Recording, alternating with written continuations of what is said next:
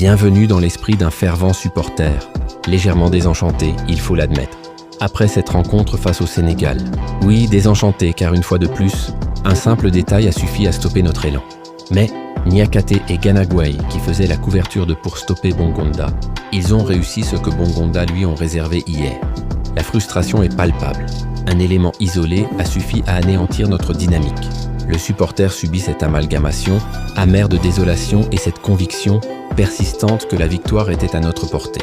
C'est semblable à perdre une course à cause d'un lacet défait.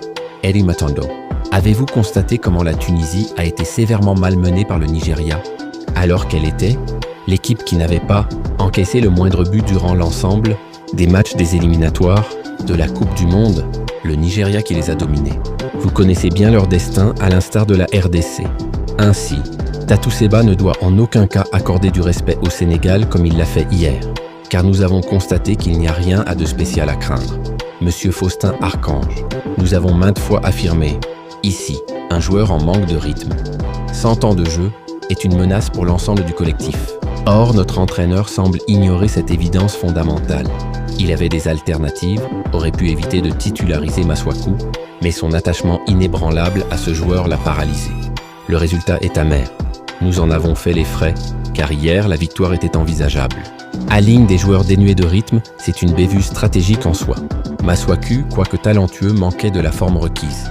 L'entêtement de Seba a coûté très cher, car un succès était à notre portée. C'est comme persister à utiliser une batterie usée. Elle finit par se décharger au moment crucial. Monsieur Eugène Mabira, voilà vos favoris. En réalité, rien de tangible. En première mi-temps, Tatou Seba a tellement honoré l'adversaire qu'il a omis de reconnaître la valeur de sa propre équipe. Pourtant, du côté sénégalais, il n'y avait guère de menace. Ils ont tenté de s'emparer du contrôle du match uniquement parce que nous leur avons concédé le ballon. L'entraîneur a opté pour un jeu défensif, une monumentale erreur stratégique.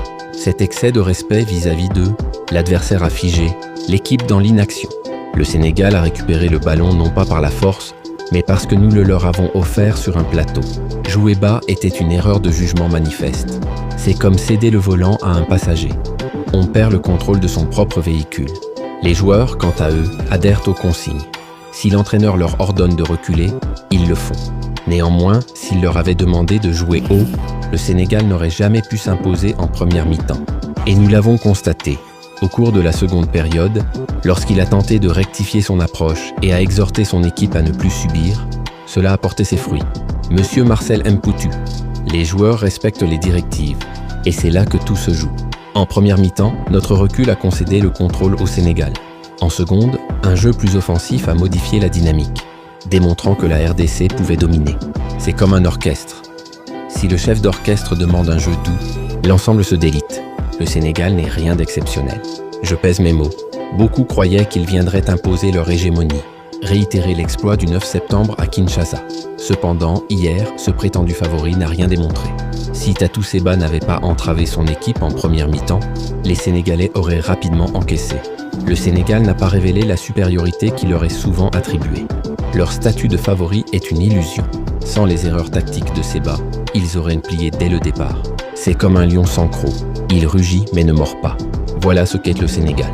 En tant qu'analyste, je conclurai qu'il n'existe pas de favori dans cette CAN. Oui, c'est la réalité. Nous avons vu le Maroc contre le Mali. Nous avons éprouvé le Sénégal. Et je l'affirme sans détour, ni le Sénégal, ni le Maroc ne progresseront en demi-finale. Monsieur Jean-Claude Miraut, cette CAN est imprévisible. Les prétendus favoris ne présentent pas la stature qui leur est attribuée. Le Maroc et le Sénégal semblent dépourvus des capacités pour aller au bout. C'est comme une loterie. Les gros billets n'assurent pas la victoire. Seulement des illusions. Car en première mi-temps, ils ont tiré profit de notre prudence pour gagner en confiance. Mais dès que nous avons osé jouer à un niveau supérieur en seconde période, vous avez vu comment ces soi-disant favoris se sont révélés vulnérables. Edwige Emmanuela, vous avez. La prudence de la RDC a fourni une confiance imméritée au Sénégal. Mais dès que la RDC a osé entreprendre un jeu haut, les favoris se sont effondrés. C'est comme un château de cartes qui tient jusqu'à ce qu'on souffle dessus. Théo Bongonda les a acculés, les a empêchés de respirer, de se projeter comme en première mi-temps. Il a permis à la RDC de reprendre le contrôle sur le match. Bongonda était le catalyseur. Sa pression incessante a étouffé les Sénégalais, permettant à la RDC de reprendre le contrôle. C'est comme si l'on mettait un couvercle sur une casserole. La vapeur ne s'échappe plus. Les Sénégalais ont vu Messi et ont dansé le ndombolo dans le couloir. Blanchard Koukotula. Vous savez que j'ai toujours soutenu que le Sénégal, le Maroc, la Côte d'Ivoire, le Cameroun, le Nigeria sont désormais des gloires passées, des souvenirs. Ils ne sont plus les ogres que l'on nous présente. Je ne les avais jamais perçus capables de nous poser des problèmes. Même la défaite à Kinshasa face au Sénégal était, je le répète, une erreur de sélection. Nous avions aligné des joueurs qui n'avaient ni le niveau ni la forme requise pour une telle rencontre. Les grandes nations africaines reposent sur des souvenirs.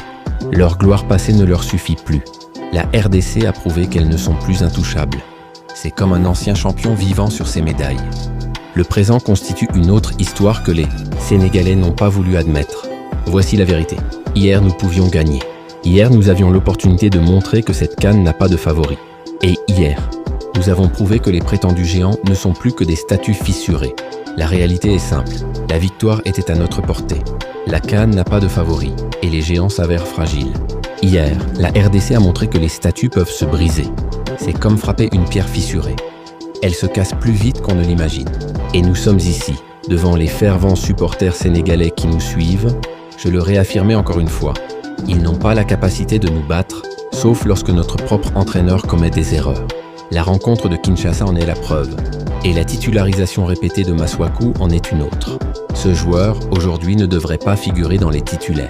Le Sénégal ne bat la RDC que lorsque les erreurs proviennent de notre camp. Kinshasa en est l'illustration, et Masuaku en est le représentant. Le véritable problème ne réside pas dans l'adversaire, mais dans les choix erronés. C'est comme perdre une partie d'échecs, parce que l'on déplace la mauvaise pièce. Le Sénégal n'a rien démontré d'extraordinaire, selon les attentes de beaucoup, et la RDC a prouvé que cette CAN n'a pas de favori. Les erreurs de sélection doivent cesser, car l'équipe possède le potentiel pour dominer quiconque. Oui, les géants existent, mais ils ne sont plus que des statues fissurées, tandis que le Congo avance lentement mais sûrement. J'éprouve une grande admiration pour Arthur Masuaku, certes, mais soyons lucides. Lorsqu'un joueur ne joue pas en club, il est inconcevable de lui maintenir son statut de titulaire en sélection. C'est une erreur stratégique. Le but sénégalais est survenu de nulle part. Et encore une fois, Masuaku a tenté des dribbles superflus. Il n'était pas en blessure, c'est inexact. Dans cette action, il aurait dû dégager le ballon, mais il a préféré dribbler. Après son erreur, il a même simulé un contact, bien qu'il n'y ait rien eu. Masuaku demeure un joueur de talent, mais sans rythme en club. Il devient une faiblesse en sélection. Son erreur face au Sénégal est révélatrice. Vouloir dribbler au lieu de dégager, avant de simuler un contact. Ce genre d'égarement coûte cher à une équipe. C'est comme conserver un téléphone sans batterie. Il a du potentiel, mais il s'éteint au moment crucial. Sans son erreur, les Sénégalais auraient été en deuil à Dakar jusqu'à ce jour. Alors je m'interroge, que doit-il faire de plus pour que notre entraîneur prenne conscience de la nécessité de le mettre sur le banc? Les erreurs ne doivent plus être tolérées indéfiniment. Rappelons-nous, demi-finale contre la Côte d'Ivoire, Masuaku avait commis la même bévue et nous avons été éliminés. Sans cette erreur, nous aurions disputé la finale et nous pourrions l'avoir remportée. L'histoire se répète, Masuaku a déjà coûté cher face à la Côte d'Ivoire. Les erreurs récurrentes ne peuvent plus être acceptées. Le banc peut parfois s'avérer être une leçon nécessaire pour préserver l'équipe. C'est comme commettre 2 fois la même erreur lors d'un examen. On ne peut plus espérer la réussite. Heureusement, notre défense a tenu bon. Merci à Mbemba, Tuanzebe et Bissaka. Du début à la fin, ils n'ont jamais cédé à la panique. Malgré les assauts sénégalais en première période, ils sont demeurés sereins, solides et ont donné le rythme à l'ensemble de l'équipe. Leur calme a été contagieux et c'est grâce à eux que nous avons préservé notre équilibre.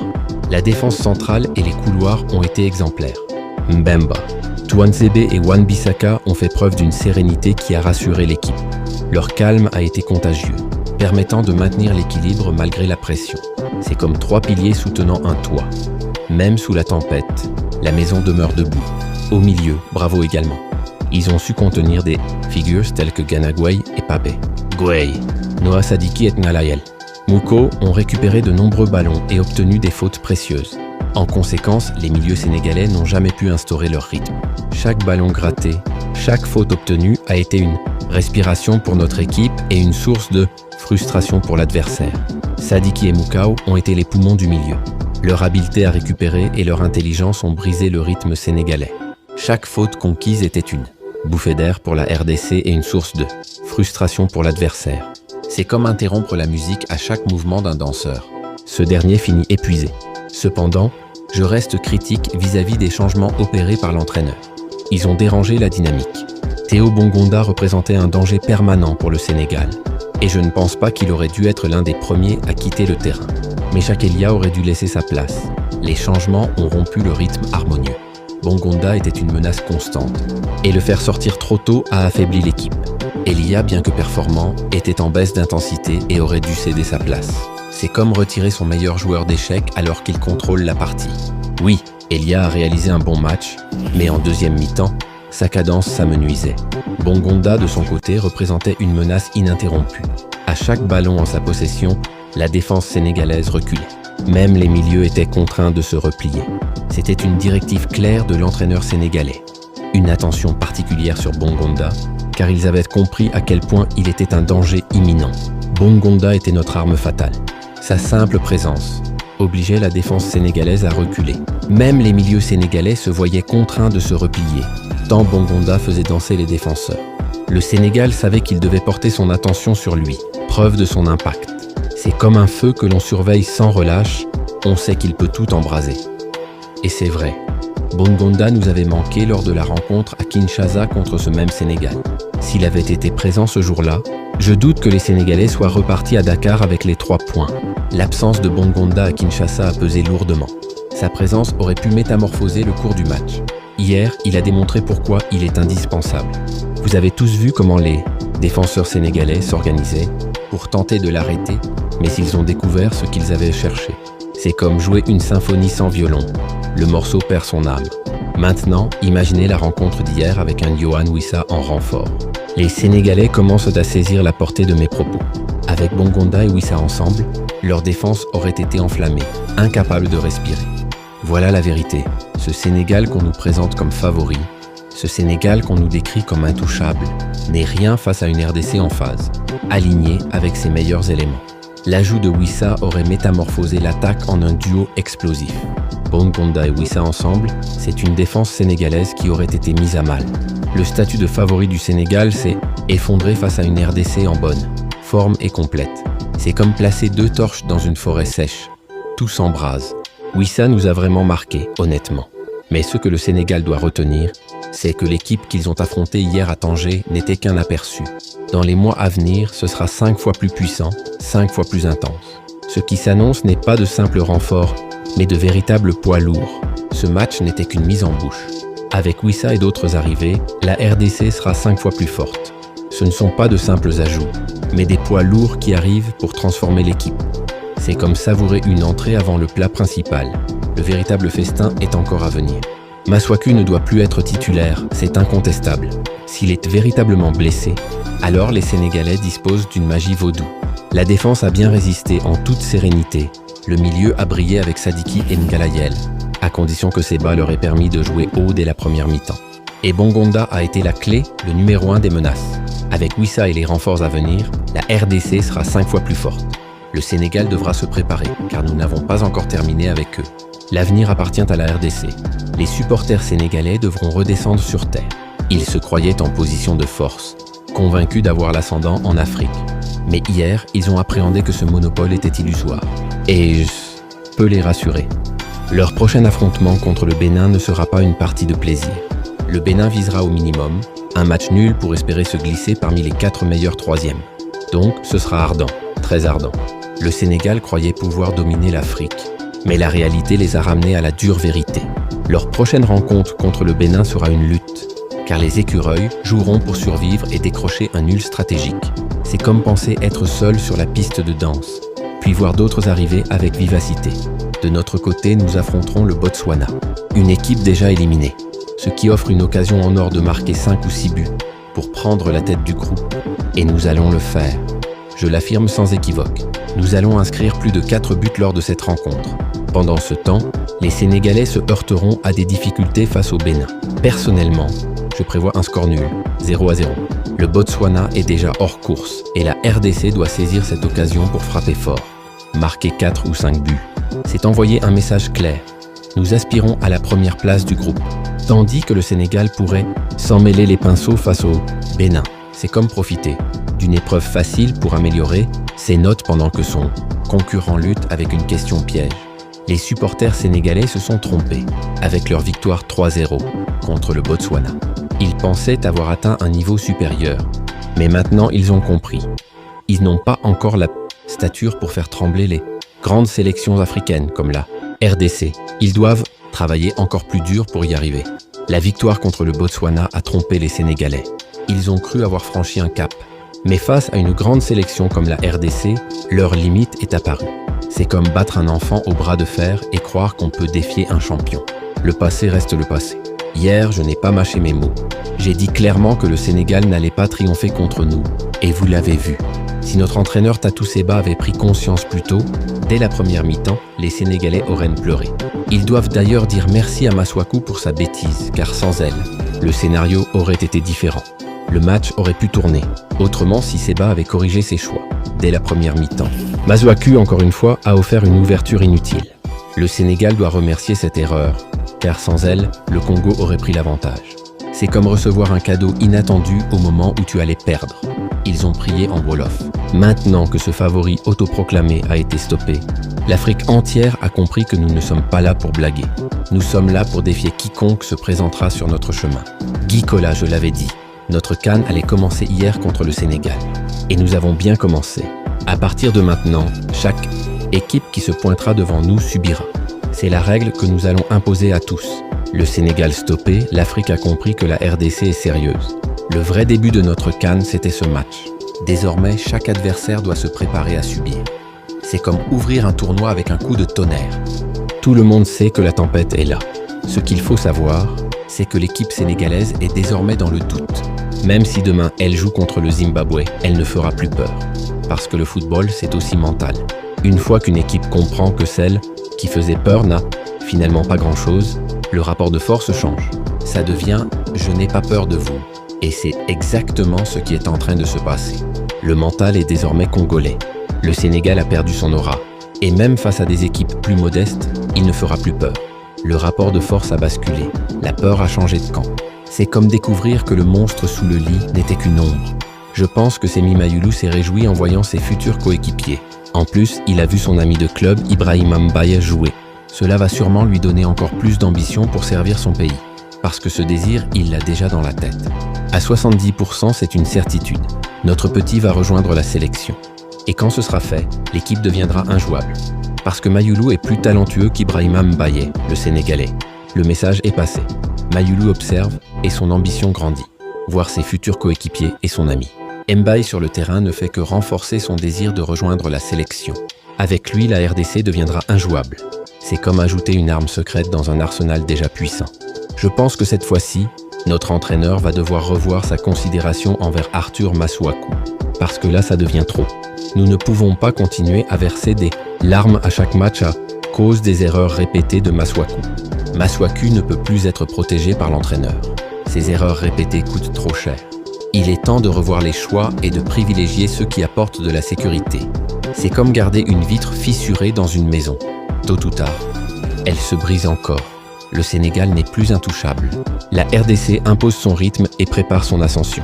Avec Mayulu en renfort et une stratégie corrigée, chaque adversaire subira la loi congolaise. Hier, j'avais fait une proposition claire. Titulariser Joris Kayembe. Ce que j'ai vu de lui, je ne crois pas qu'il soit indisponible pour blessure. Son entrée contre le Bénin avait déjà été solide. Et hier encore, face au Sénégal, il a montré qu'il pouvait tenir son rôle. J'avais aussi proposé d'utiliser Steve Kapouadi sur le côté gauche pour apporter de la rigueur dans ce couloir fragile. Car avec Masuaku, qui aime dribbler même dans les zones dangereuses, nous sommes toujours exposés. Kayembe a prouvé qu'il pouvait tenir son rôle, solide et discipliné. Kapouadi aurait pu renforcer ce couloir, gauche trop souvent exposé, par les dribbles risqués de Masuaku. Les choix défensifs sont cruciaux, car une erreur dans cette zone coûte cher. C'est comme laisser une porte ouverte dans une quartier pleine de voleurs. Tôt ou tard, quelqu'un entre. Mais il faut aussi féliciter nos joueurs. Même Théo Bongonda, qui n'est pas encore à 100%, a donné le meilleur de lui-même. Il revient d'une blessure et malgré cela, il a été dangereux. Imaginez ce qu'il aurait pu apporter s'il était totalement en forme. Voilà pourquoi je dis que l'équipe du Sénégal doit vraiment s'inquiéter. Leur statut ne suffit pas à masquer leurs faiblesses. Bongonda, diminué mais toujours dangereux, a montré qu'il reste une arme redoutable. À pleine forme, il aurait pu transformer le match. Le Sénégal doit s'inquiéter, car leur statut ne cache pas leurs failles. C'est comme un boxeur blessé qui réussit quand même à mettre son adversaire dans les cordes. Les Sénégalais n'oublieront jamais ce Bongonda. Le Congo était là, en face. Où est passée cette équipe que beaucoup considéraient comme la meilleure d'Afrique? Les statistiques sur papier ne comptent pas. Ce qui compte, c'est le terrain. Et hier, ils ont compris que sans l'erreur de notre défenseur, ils n'auraient jamais trouvé le chemin de notre filet. Les chiffres et les palmarès ne jouent pas sur le terrain. Hier, le Sénégal n'a trouvé le chemin du but que grâce à une erreur défensive. Sans cela, il serait resté muet. C'est comme un élève qui copie pour réussir. Sans tricher, il n'a rien. Le message est passé. Continuons notre chemin vers la gloire. Maintenant que nous avons compris que cette équipe sénégalaise n'a rien de spécial, qu'ils évitent surtout de nous recroiser. Sinon, ce sera leur élimination. Car si nous affrontons encore le Sénégal, nous proposerons encore plus que ce que nous avons montré hier. Même Tatou Seba a compris qu'il aurait dû attaquer dès la première mi-temps. Le Sénégal a été démasqué, rien de spécial. Si les léopards les recroisent, ce sera leur chute. Seba a compris qu'il fallait attaquer plus tôt. Et cette leçon servira pour la suite. C'est comme un lion qui rugit fort, mais qui recule dès qu'on l'attaque. Mais le passé est derrière nous. Avançons vers ceux qui se dresseront sur notre route pour leur donner des leçons. Regardez les Marocains, leurs propres supporters ont exprimé leur mécontentement. Ils ont compris que l'équipe qu'ils pensaient être là, meilleure d'Afrique, n'a rien de ce qu'ils imaginaient. Le Maroc aussi est en crise. Même ses supporters ont compris que l'image de meilleure équipe d'Afrique ne tient pas. La RDC avance, prête à donner des leçons à quiconque se mettra en travers de son chemin. C'est comme acheter une voiture de luxe et découvrir qu'elle cale au premier virage. Si les super favoris de la dernière CAN en Côte d'Ivoire, le Sénégal et le Maroc ont pu quitter la compétition dès les phases de poule, cela veut dire que le même scénario peut se répéter. Et cette fois-ci, au Maroc, ça sent déjà mauvais. Attendons, observons et voyons ce qu'ils vont proposer. Mais franchement, ça ne présage rien de bon. Les favoris tombent toujours plus vite qu'on ne le croit. Le Sénégal et le Maroc ont déjà montré leurs limites. Cette CAN au Maroc pourrait bien être une répétition du même scénario. Une sortie prématurée des soi-disant géants. C'est comme un film qu'on a déjà vu. On connaît la fin. Et elle n'est pas heureuse. Kayembe et Kapouadi sont des solutions qu'on aurait exploitées. Bongonda, c'est vraiment Messi. Reste une menace. Et le Sénégal l'ont compris. Le Maroc n'est du tout une menace. La RDC est en train d'avancer vers la gloire, prête à imposer sa loi et à briser les illusions des favoris. Alors, au revoir.